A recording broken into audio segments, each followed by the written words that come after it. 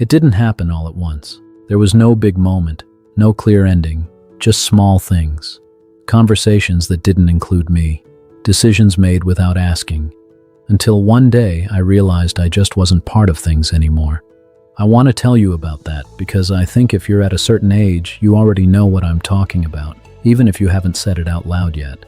There's a specific kind of disappearing that happens when you get older, not the kind where people are rude to you or openly exclude you.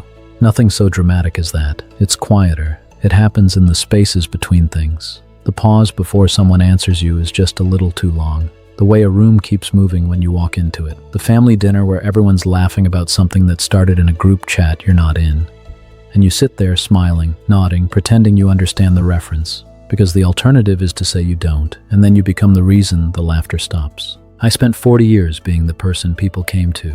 I had a career where my opinion shaped decisions.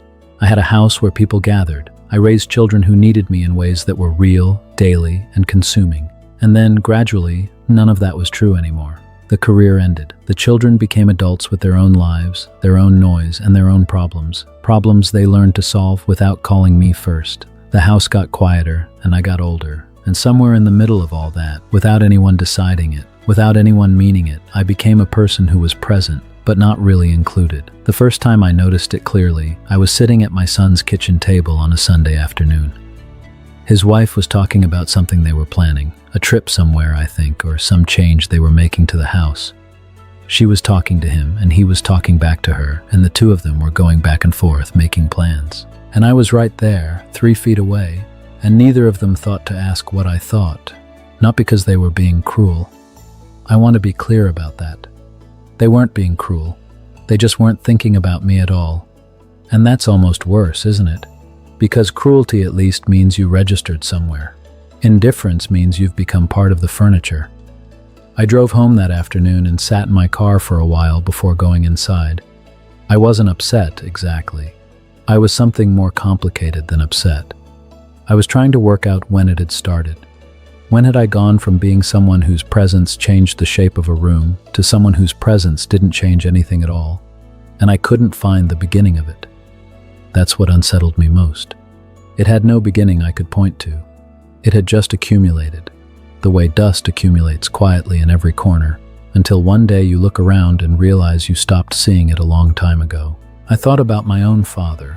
He lived until he was 81, and I remember somewhere in his last years, he had this habit of starting sentences and then stopping, not because he forgot what he was going to say, but because he seemed to sense that no one was really waiting for him to finish.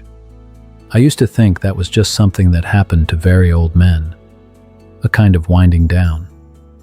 I understand now that it wasn't. It was a response to something. He had learned slowly that the room wasn't holding space for him anymore, and so he stopped trying to fill it. That thought stayed with me for weeks. I kept turning it over. Because if that's what happened to my father, and if it was happening to me now, then it wasn't a personal failure. It wasn't something I had done wrong. It was something that was being done, without intention, without malice, just by the way things work once you reach a certain point in life. The world doesn't sit you down and tell you that your turn is over. It just starts having the meeting without you. And the hardest part, the part that took me the longest to admit, is that I had started to cooperate with it. I had started to make myself smaller so that no one would have to work around me. I stopped sharing opinions I wasn't asked for. I stopped mentioning things I needed or wanted because wanting things at my age felt like an imposition. I got good at being easy, being low maintenance, sitting quietly at the table and being grateful just to be included in the room, even if the room wasn't really including me at all. There's a difference I've come to understand between being present and being part of something. I had confused the two for a long time. I was showing up to birthdays, dinners, phone calls on Sunday evenings, but showing up isn't the same as belonging.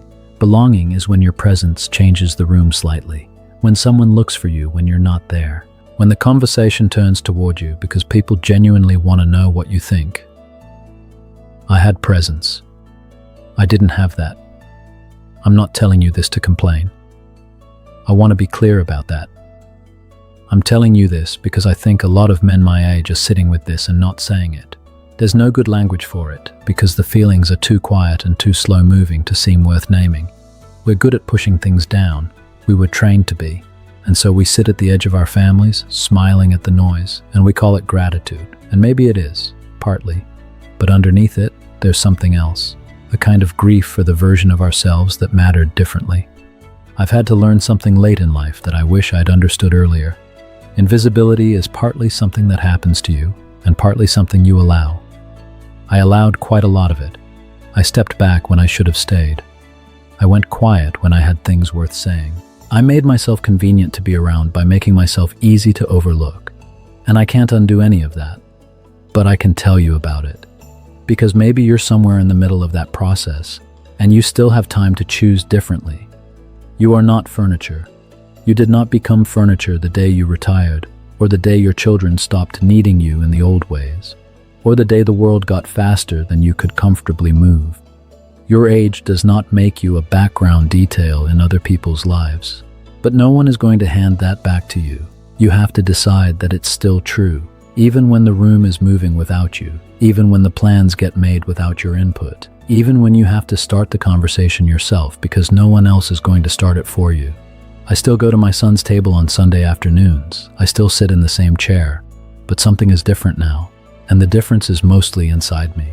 I stopped waiting to be included and started including myself.